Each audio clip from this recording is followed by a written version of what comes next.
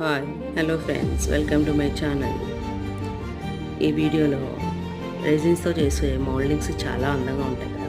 అవి తయారు చేయడానికి కావాల్సిన సిలికా మోల్డింగ్స్ అండ్ అదేవిధంగా డిఫరెంట్ మోడల్స్తో చేసుకుంటే క్యాండిల్స్, డిఫరెంట్ షేప్స్తో చేసుకుంటే candles,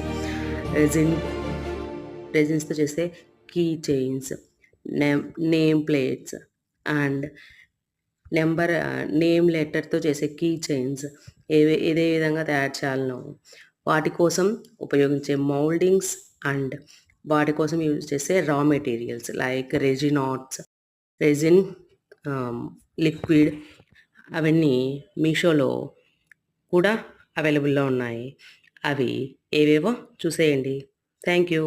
please like, share, subscribe to my channel and support me.